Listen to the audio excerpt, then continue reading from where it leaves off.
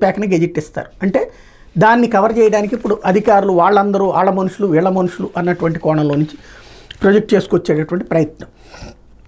అయిపోతే నడి రోడ్డుపై నరికేశారు అంటూ ముందు చేయి నరికి ఆపై వేటు వెంట వేటు ఇద్దరు మిత్రులే వైసీపీకి చెందిన వాళ్లే అంటూ ఇద్దరు మిత్రులే మరో పేరు మోసిన రౌడీకి ప్రధాన అంచెలు రాజకీయ పార్టీ వైసీపీతో అంటకాగిన వారే ఎన్నికల ముందు ఇద్దరి మధ్య తీవ్ర అభిప్రాయ భేదాలు పడుచుపై ఆ గొడవలు చివరికి బుధవారం రాత్రి నడి రోడ్డుపై అందరూ చూస్తుండగా కత్తులతో నరుక్కునే వరకు వెళ్ళే దాడిని అడ్డుకోవడానికి ఒక్కరంటే ఒక్కరు కూడా ముందుకు రాలేదు. చేయి తెగి రక్తం అడుగులు పడిపోయిన తర్వాత దాడికి తెగబడిన వ్యక్తి అక్కడి నుంచి వెళ్ళిపోయాడు. ఆ వెంటనే స్థానికులు కదలికొచ్చింది. హుటాహుటిన ఆసుపత్రికి తరలించారు. అయితే అప్పటికే ఆ యువకుడు మృతి చెందాడు.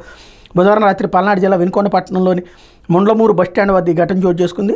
స్థానికులు తెలిపిన వివరాల ప్రకారం హతుడు షేక్ రషీద్ ముండ్లమూరు బస్టాండ్ సమీపంలో ప్రభుత్వ మద్యం దుకాణం నుంచి బయటకు వస్తున్నాడు. అదే సమయంలో హతుని మాజీ మిత్రుడు పట్టణానికి చెందిన షేక్ జిలానీ కత్తితో రషీద్పై విచక్షణారహితంగా దాడి చేశాడు. చేతులు తల మెడపై కత్తితో కొట్టాడు. రషీద్ చెయ్యి తెగి రోడ్డుపై పడిపోయింది. తీవ్రంగా గాయపడిన రషీద్ని స్థానికులు ప్రైవేటు వైద్యశాలకు తరలించారు. అప్పటికే మృతి చెందినట్లు వైద్యులు తెలిపారు. నిందితుడు పోలీసుల అదుపులో ఉన్నట్టు సమాచారం. ఈ ఘటనలో హతుడు రషీద్ హత్యకు పాల్పడిన జిలానీ ఇరువురు వైసీపీకి చెందిన వారే.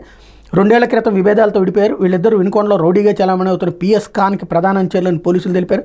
ఎన్నికలకు ముందు జిలానీ ఇంటికి వెళ్లిన రషీద్ అతడి ద్విచక్ర వాహనాన్ని తగలబెట్టాడు. దీంతో కక్ష కట్టిన జిలానీ రషీద్ను దారుణంగా హతమార్చాడు. వైసీపీ మోకలు మాన్నాయుధాలతో చెలరేగిపోయి టీడీపీ నేతపై దాడికి ఎత్తించారు. టీడీపీకి చెందిన వాటర్ ప్లాంట్ను ధ్వంసం చేసే పల్నాడు జిల్లా దుర్గి మండలం ముటుకూరు గ్రామంలో జరిగింది దారుణం. ఆత్మకూరు గ్రామానికి చెందిన టీడీపీ నేత మాచర్ల మదార్పైకి ఆత్మకూరు గ్రామానికి చెందిన 10 మంది వైసీపీ మోకలు మంగళవారం రాత్రి మాన్నాయుధాలతో దాడికి వచ్చారు. మదార్ పారిపోవడంతో వాటర్ ప్లాంట్ను ధ్వంసం చేశారు అని ఒకటి హైలైట్ చేశారు. మరోవైపున పట్టపగలు టీడీపీ నేతను వైసీపీ మోకలు కత్తి గొడ్డలతో వెంటబడి నరికారు. కృష్ణా జిల్లా అవనగడ్డలోని బండికోళ్ల లంక వద్ద జరిగింది దారుణం. మోపిదేవి మండలం పరిషత్ కోఆప్షన్ సభ్యుడు చందన్ రంగారావు మోపిదేవి మండలం కే కొత్తపాలెం గ్రామానికి చెందినవారు. ఆయన అవనగడ్డలో పార్టీ ఆఫీస్కి వెళ్ళి మధ్యాహ్నం ఇంటికి తిరిగి వస్తుండగా బండికోళ్ల లంక వద్ద కృష్ణానది కరకట్టపై అదే గ్రామానికి చెందిన మత్తి రాంప్రసాద్ అతని కుమారుడు శ్రీనివాసరావు దాడి చేశారు. బైక్ పోస్తున్న రంగారావును అడ్డగించి కత్తి గొడ్డలతో వెంటాడి నరికారు.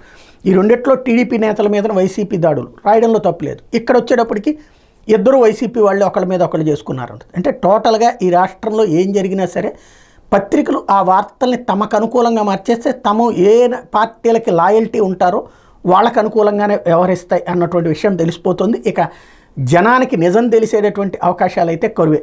ఇది దినపత్రికలో వచ్చిన వార్తలు వెనకాల జరుగుతున్న పరిణామాలు.